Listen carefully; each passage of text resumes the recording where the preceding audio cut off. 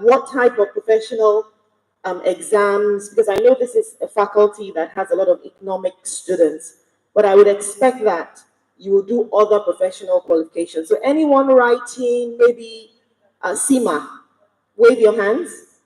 Anyone writing ICANN? Wonderful. Anyone writing CFA? I don't see a lot of them. Okay. That is, nobody wants to become an investment banker here. Okay. Anyone writing ACCA? Not much. FX is a problem. Okay. Any other professional exams I've missed? If you're writing any professional exams that's sort of in the finance sector that I haven't mentioned, wave your hands. None. So it looks like I've covered most of them. Okay. I like to do that very quickly because it's good that we have degrees and we're here in a prestigious university. I believe Akokites are called Great Akokites. Okay. You start with a degree, but most times you always need other things to augment that degree. And I'm very, happy to see a lot of you have started on that trajectory because that was a turning point for me. You'll hear in my story as I go along that I did not finish with a first class. Neither did I finish with a 2-1. I finished with a 2-2. But here I am today as the CEO of a large media house in Nigeria. So just pay attention as I delve into this very, very quickly. Now, they've given me a focus for this keynote speech, and it's about the power of media. The power of media in shaping your thoughts, your talent, and the culture in Nigeria. And I'll start by saying that my story is one that you can say from a numbers person. It's from numbers to narratives. My background is that of accounting. And I had my primary education in Lagos here, Aguda, Surulere. Anybody from Aguda? Wave your hands. Wonderful. I grew up in Aguda, Surulere, Lagos, and then proceeded to have my secondary education in Ajah, Badore. How many of you know Ajah? Wonderful. I like it when we're able to connect. And then the opportunity came for me to travel abroad. But before that opportunity came, as soon as I finished secondary school, I didn't want to wait. There were issues with JAM, getting into university. So I started off with my professional exams straight away. I just went and I started doing ICANN. The lower level then is Accounting Technician Scheme, ATS. And so I started taking ATS exams. And I had 2 more papers to go for my professional exams before I decided to travel abroad. And I can tell you, I was just writing the exams and acing it. No university yet. I'd done my ATS 1, 2, 3, moved on to PE1, PE2, and then the opportunity came for me to travel. I thought when I get abroad, I'll be able to finish my exams, PE2, PE, the last papers. But lo and behold, when I got there, I was told ICANN would not be accepted. I have to start all over again. I couldn't get exemptions with the exams over there. I couldn't write ICANN. And I was already over there. So the decision was, do I come back home and quickly finish ICANN, or do I start all over again? So I started all over again because I was there. I had already gotten the opportunity to travel abroad. And so I picked up another qualification. I had just 2 more papers to go to have been qualified as a chartered accountant with ICANN. But I did everything. I wrote letters, can they give me exemption so I don't have to start all over again, but it wasn't accepted. So I started again. I started writing professional exams again, ACCA at that time. I didn't slow down. I didn't let it, bother me. I proceeded to writing my ACCA exams one more time.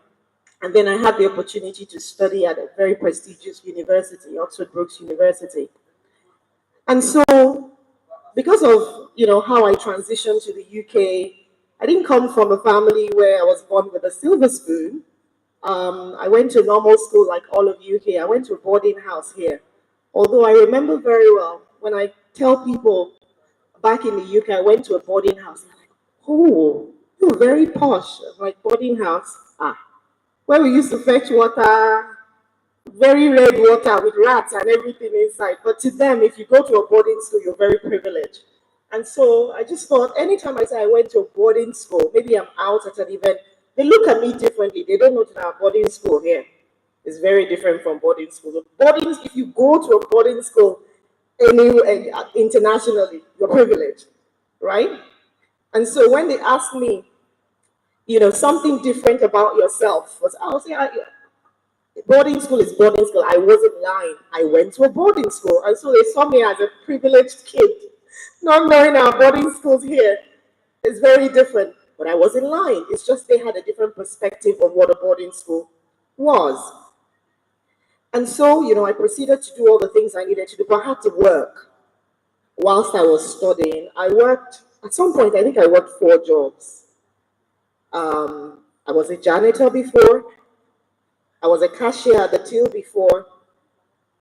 I was a cold caller, just selling electricity up and down in very cold weather. I was a ticketer before. When I say ticketer, almost like a police officer here, a traffic warden here. So I've done it all because I needed to survive whilst I was studying. And so that affected my grades to a certain extent.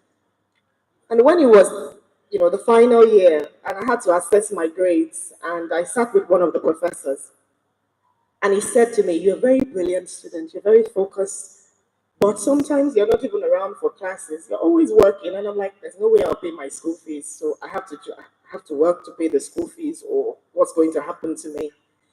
And he said, "Well, you're going to end up with a 2-2. Your dissertation is brilliant. You've done very well with everything else.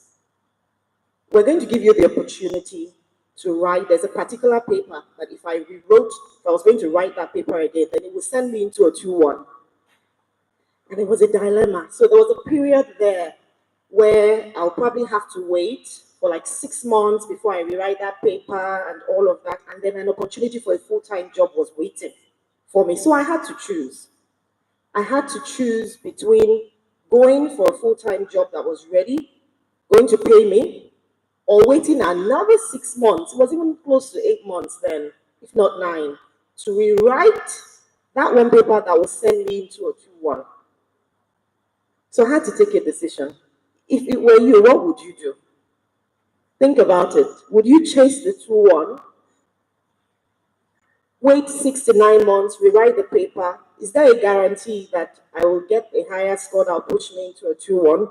Or go for that opportunity, the job that was waiting for me, a full-time job where I could pay off everything and just move on with my life?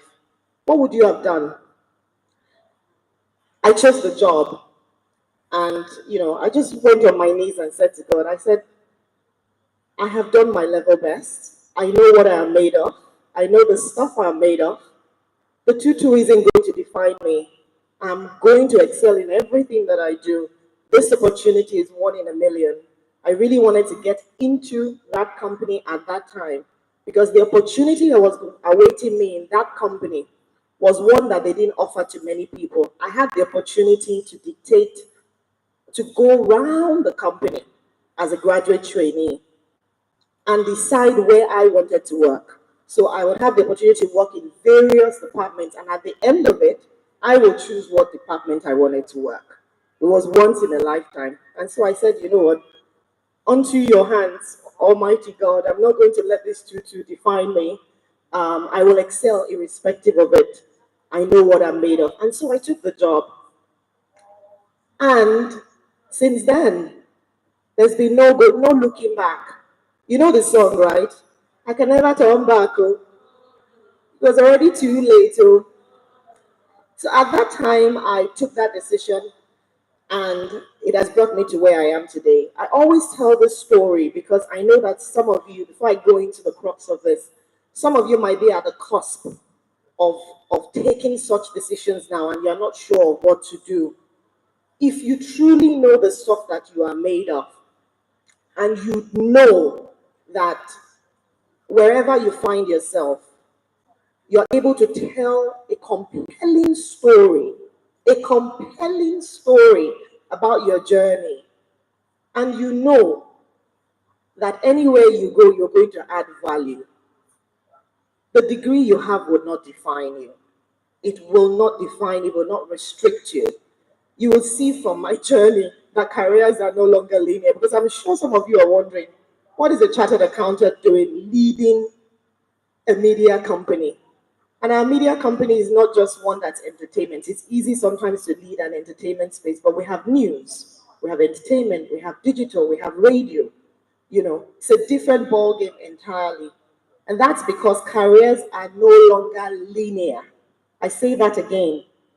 If you don't remember anything, remember careers are no longer linear. My story is that of going from numbers to narratives.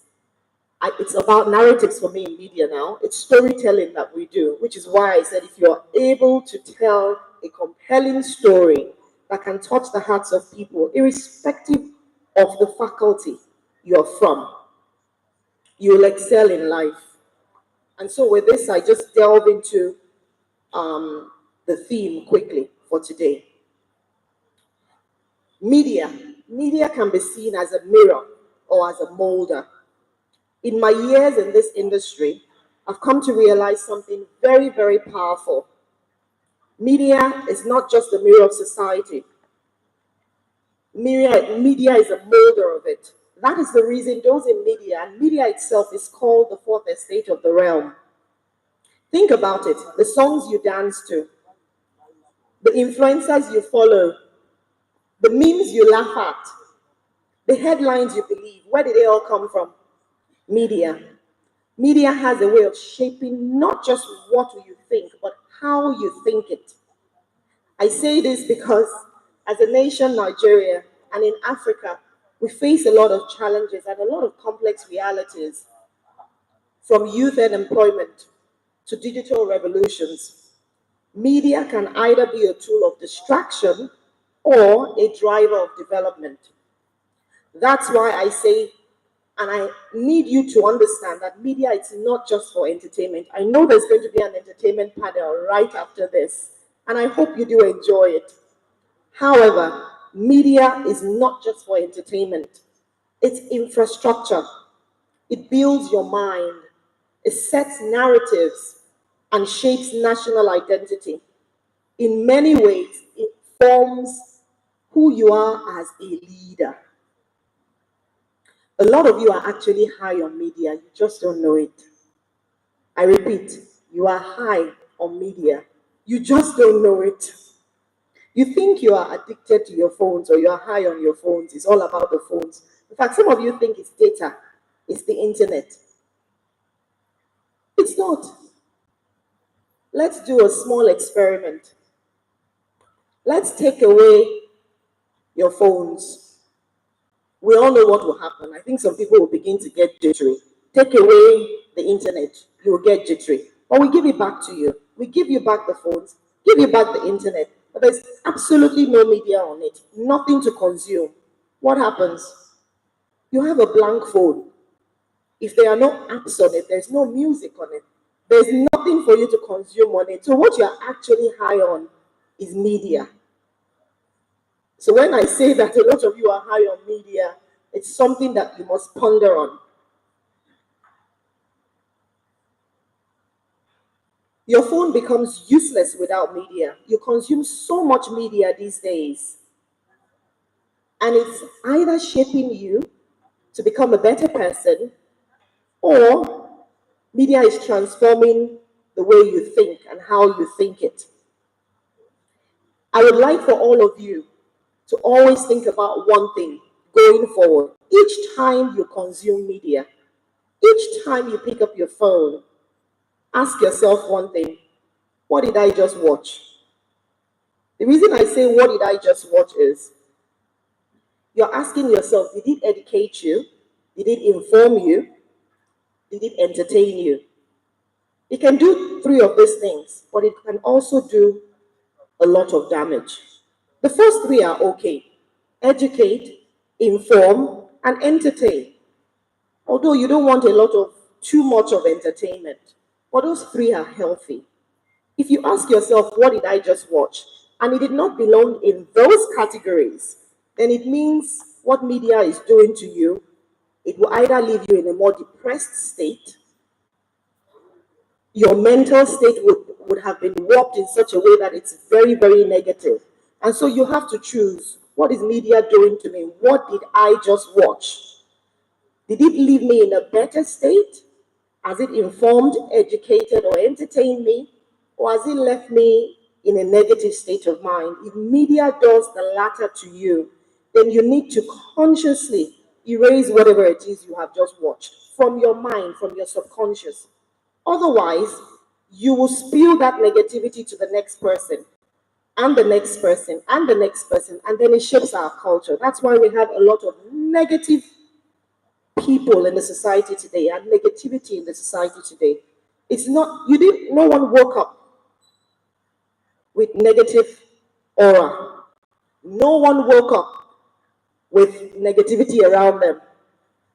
If all you listen to and all you hear is positive things, inspirational things, and that's what you saturate yourself with, that is what you permeate to those around you. That's what your aura would be. And so please, every time you consume media, ask yourself, what did I just watch? I'll move quickly to the evolution of media from analog to AI, where we are now. I remember when we started listening to music, I'm a millennial, right? Those of us who are just over 40, we're millennials. When we listen to music and we want to learn the lyrics, we use a cassette. You know the one with magnetic tape, where you put a pen into it and you roll it like this.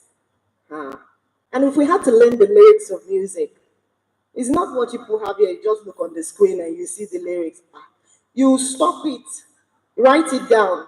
An example, when it's I can never go back. Oh, stop. Then you go back again. You write it on a piece of paper. Already stop. And then God help you, your cassette player, something happens to it, and that magnetic tape, you can't rewind or you can't fast forward. You have to bring it out. And you now have to time it. You have to look at where that magnetic tape is. You now have to roll it, and you now try it again.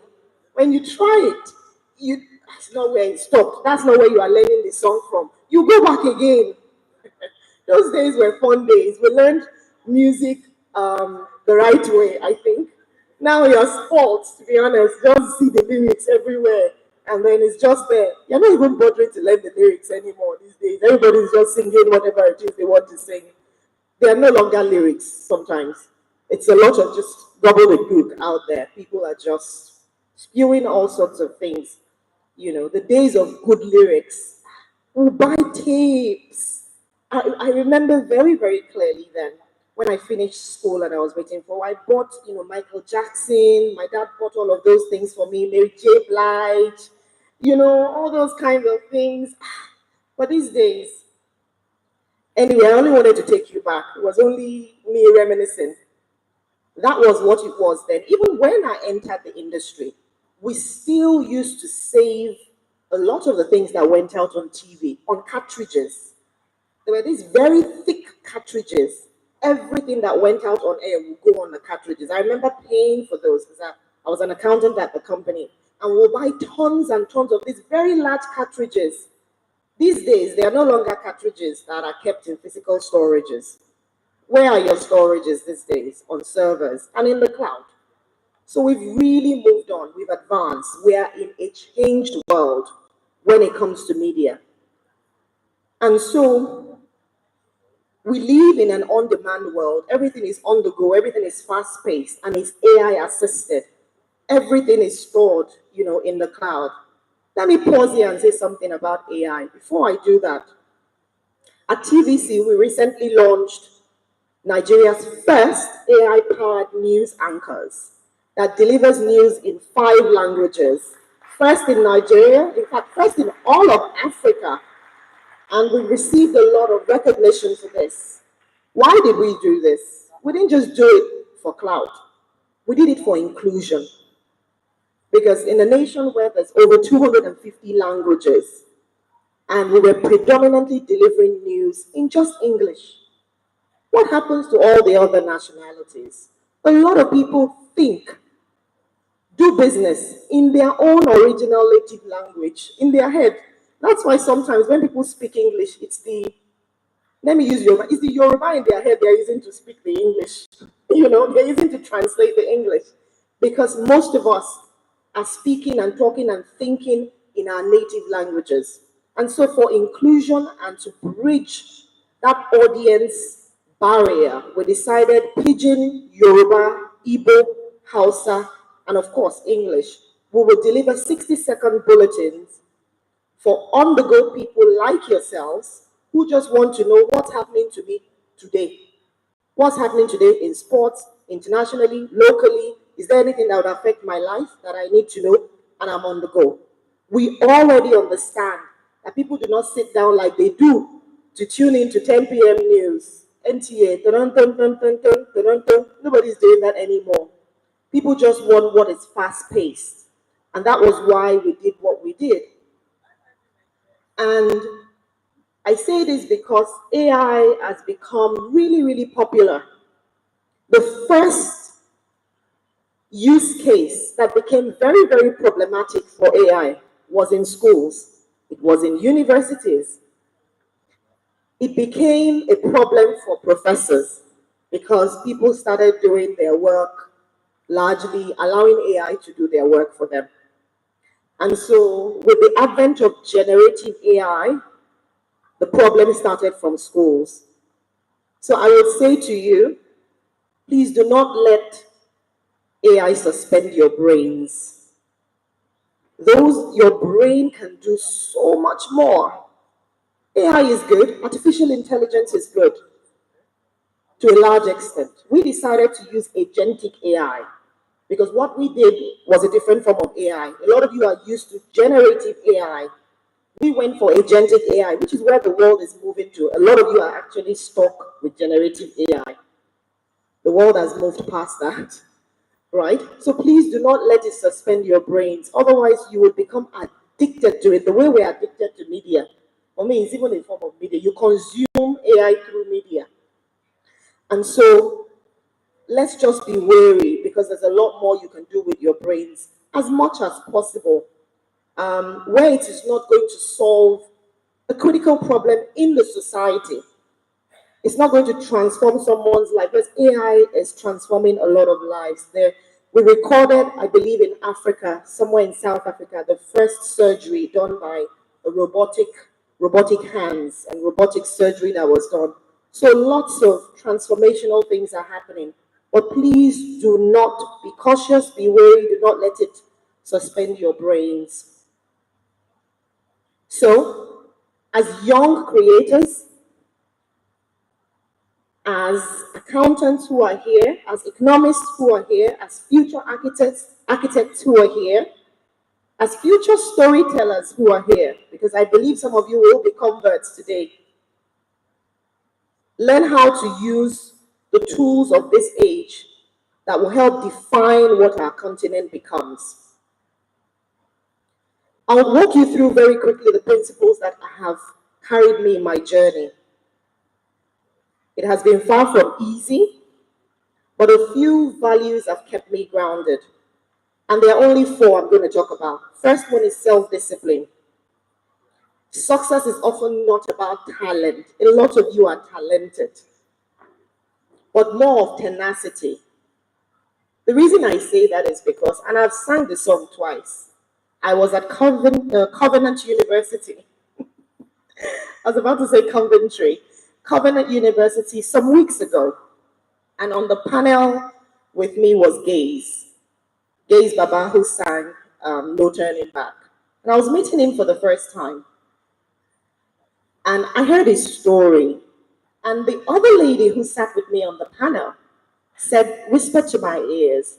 She said, everything is just flashing back, because the first time she met Gaze was when Gaze came to the same uni. She attended Covenant University. The first time she met Gaze was Gaze came to their uni to sing.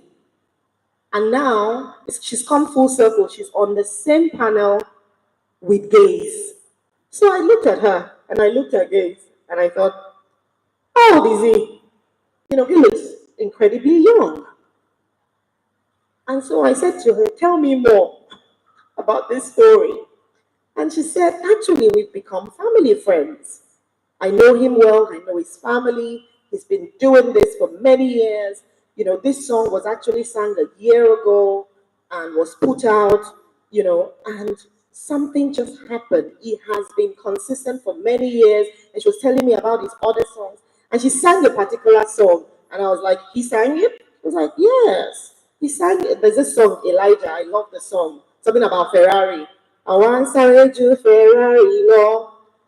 And I looked at it and I said, he sang it. And then she gave me another song. And I thought, that's incredible. This same person, she said, yes.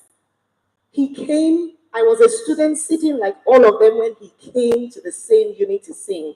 And here we are, he has been consistent with everything he has been doing. He's been in the industry, he has stood, and he has been tenacious. And so when one of the students asked him, how do you feel? Because the day he was on stage was, I think the day he was told he had exceeded Davido's YouTube record of putting out a record on YouTube and exceeding X number of views. It was that day he got the news. And so someone said, how do you feel now dealing with the fame and everything? And he said, I've been doing this for so many years. I don't feel different. I'm used to it. I've been doing this so much, it doesn't change anything. I'm just going to continue doing what I'm doing. The fame isn't necessarily going to change anything. Yes, I'm grateful to God that he's decided to shine a spotlight on me now. But why? He didn't give up. He had been consistent at his craft for many years. He was doing it and nobody noticed. And then suddenly, this light just shone on him. He had been consistent, self-discipline, tenacity, grit. He was there in it. And so self-discipline is very, very important. Secondly, lifelong learning.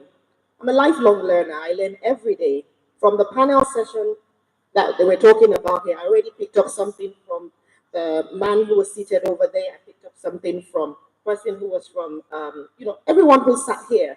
There was something I could take away from whatever it is they said, however briefly. The day I stop learning is the day I die. And so if you think you know everything and you are the best thing since sliced bread, and no one can teach you anything, that is the day you begin to completely, you are depleted from the earth. You are just a human being walking, right? So lifelong learning, you have to ensure you imbibe that. Thirdly, attitude. Because of my accounting background, I love equations. And so when I have new starters coming to the company and there's an induction ceremony, the first thing I always tell them is this. I say A plus A equals A. I tell them, please do not forget this. If you want to survive in this company, A plus A equals A. And they look at me like, what's this woman on? Madam, are you smoking something? I'm like, no. And what I was trying to tell them there is aptitude plus attitude equals altitude. My simple explanation for that is you're right now, right here in school, you're trying to get the aptitude, the technical knowledge, the functional knowledge from your respective faculties. That will get you in the door. Absolutely necessary. That will get you the opportunities. But what will keep you there in any company you work in is your attitude. So your attitude is number one, it's needed. You're already gaining that right now. That's the first A, aptitude. The second one is attitude, but to really soar and to go to the altitude you want in any organization, your attitude is very, very important. And so A plus A equals, A plus A equals, okay, thank you very much. Lastly, resilience. How many of you know Aliyah? You should.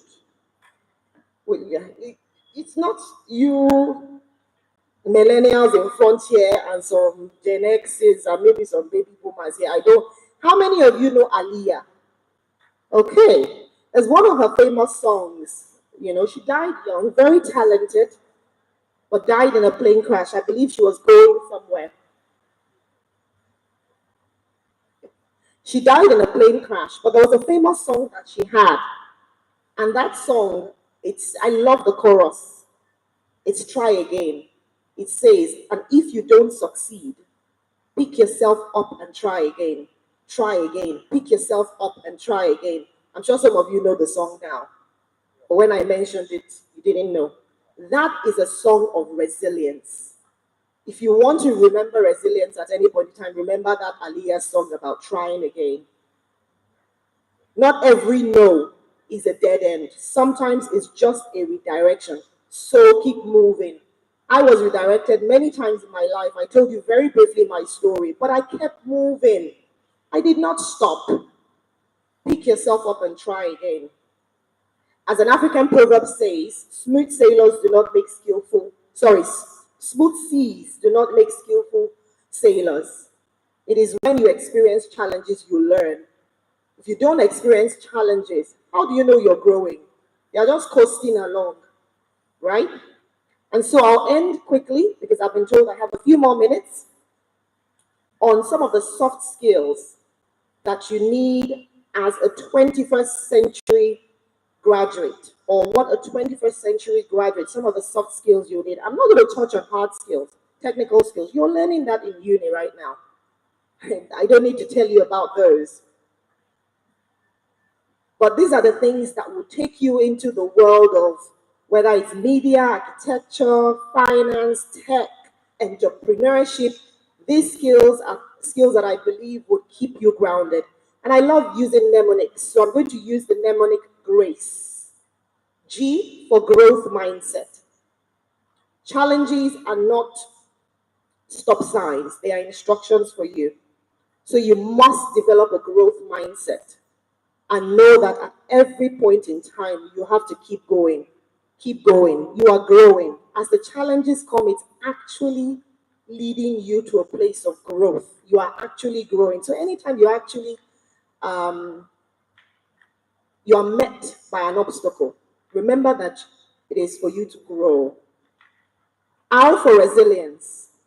If you fall down 7 times, get up. Stand up again. Fall down another time, get up again. Resilience. Adaptability for A. Change is the only constant thing in life. Change will happen. So if you're going through whatever it is you're going through, you have a very big project and rain starts to fall. Dance in the rain. Do not allow it to deter you or stop you. Adaptability. Right now, all employers want is very nimble and agile staff. No one wants people who are stuck in their ways. If you're not able to adapt and change very, very quickly, you're out. What people want are people who can adapt and are very, very nimble. C, communications. Communication is very, very important. I'm in the business of communication. You are all in the business of communication if you don't know it. You're selling yourself every single day to the next person.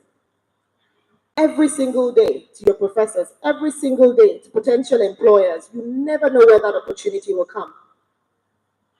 And so communication is very, very important. Note, any idea that cannot be shared with others, it will not scale. If you cannot easily share that idea in a simple manner to others, that idea cannot scale. So communication is very, very key. Lots of people have died and gone to the grave with brilliant ideas that they were not able to share appropriately. And lastly, E. This E is very important. Emotional quotient, emotional intelligence. University teaches you technical quotient, so a lot of you have TQ. But EQ is something that you must be intentional about. You must learn it. It's not something that you joke about at all. The reason I say that is because we've been placed on earth with other humans. We're not an island. None of us can survive on our own. We need other people to survive. And so emotional intelligence and EQ will take you really far if you have very good relational skills with people. And so it is incredibly important. And that's what shapes your attitude that I spoke about. Emotional quotient and emotional intelligence. You have to learn it. You have to intentionally develop it. You must acquire that skill. Why? Because people will forget everything you've said. A number of you here will forget a lot of things that I have said after you leave this place. Some of you will even forget what people do to you. But what you will not forget is how people made you feel. If you are constantly around someone and they make you feel warm and, giddy, and, when you're just around the person, you're comfortable. There's no airs around the person. You're not trying to start changing the way you speak. Some people, when the moment they meet you, they try to meet with your tone of the way you're talking. If you start to say, shh, shh, the person will say, shh, shh, and then you'll be asking, why are you whispering? Because you are whispering, right? But if you are yourself and they make you feel comfortable, then that's a good person to be around. And so emotional quotient is very, very important. So I'll round up. For all of you aspiring to be media executives, creatives, and just professionals generally, if you want to work in media like I did, don't just chase fame, chase impact. Don't follow trends, set the trends. Like we did at TVC Communications, we let others follow. Be multi-skilled. Don't just learn one aspect of the job. Learn to write, shoot, edit, pitch, present. People are looking for multi-talented people these days. No one wants a one-trick pony. Protect your mind. Whatever you consume, you will eventually become or create. Whatever you consume, you will eventually become or create. If you want to give a round of applause to that, please do. And lastly, this is the last point, study the business side of content creation or anything that you're into. I said content creation because a lot of you are into it anyway. We'll be deceiving ourselves if you're not. You are. But study the business side of it, not just the content creation side. I was made CEO because I understood the business of media. So it's not a lazy person's industry. None of your sectors or industries will welcome lazy people. The sectors demand agility, curiosity, and grit. And so each one of you here is a walking, talking media channel. Your voice, your pages, all those Instagram pages you have, your podcasts. Some of you have podcasts already. Your platforms. Use them wisely. Let your content heal people. Let your content creatively serve our culture, our nation, not just about clout. The world is waiting for your voice. Let it be loud. Let it be true. And let it lead others to greatness. Thank you very much.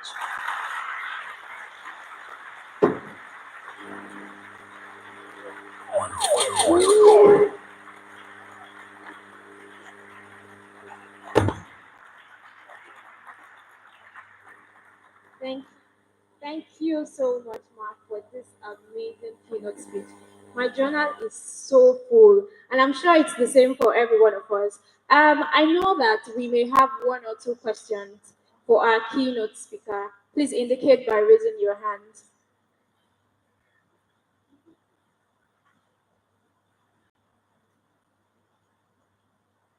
All right, in the absence of any questions, would like to call on the... Okay.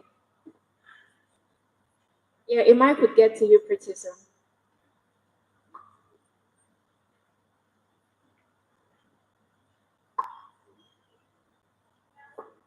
Hello.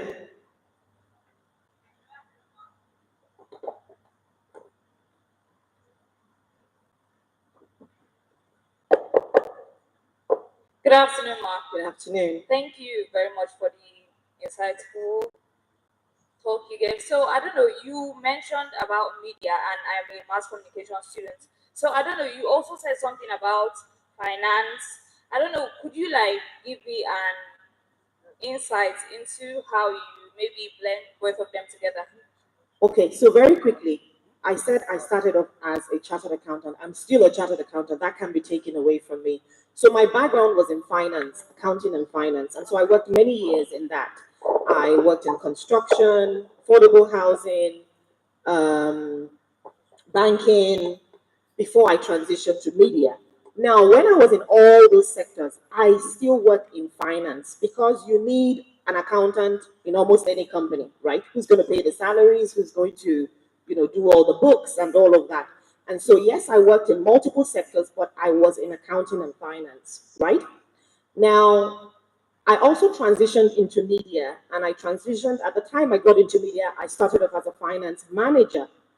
And then I grew in that role from a finance manager to financial controller to deputy CFO.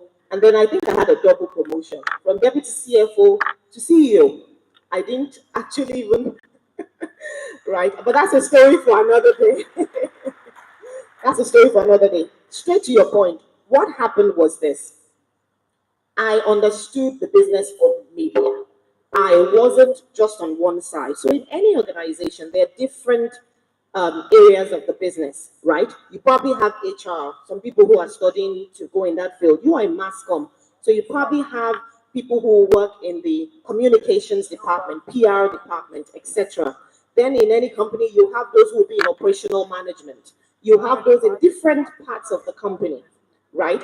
What I did is because I was in finance, it allowed me to have almost like an helicopter view of the entire organization. I saw everything. I knew the numbers very well. I mean, numbers were my baby. I would be behind my spreadsheets doing financial models, and I'll be very content. But I didn't stop there. I didn't just do that. I learned other aspects of the business, right?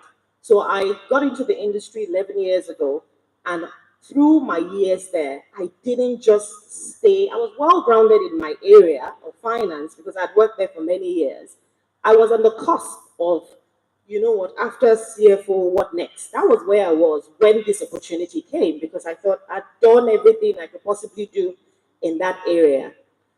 And then they were looking for who could take all over the, reins or elm of affairs of the business, who knew almost everything about the business, not just the finance aspect. But I had already covered for an HR director when there was no HR director. I had covered for the technical and broadcast engineering director when there was no technical and broadcast engineering director because I had learned all those things. So I knew every aspect of the business well enough. I knew the suppliers, I knew the clients because my team, I had a credit control team, so we used to chase the clients. So I knew suppliers, I knew the clients whom we used to sell to that brought in revenue. I knew the board members because I was interacting with them already. I knew staff, I knew all the departments. So almost if you look at the strategic map, stakeholder map, I was able to interact with almost every aspect of the business quite confidently, easily, and relational skills were there. And so when they needed someone who had all the skills plus let me tell you where it falls down, the number skills. I had that already. So the numbers was most times you have people who can do every other thing, but they are not able to do the numbers. And so if you want to rise to the helm of affairs of anywhere you are, which is why I said you must understand the business side of whatever it is you're doing. It's great. You could be a medical doctor, you could be an architect, you could be an economist. If you don't know how your company makes money, you just one day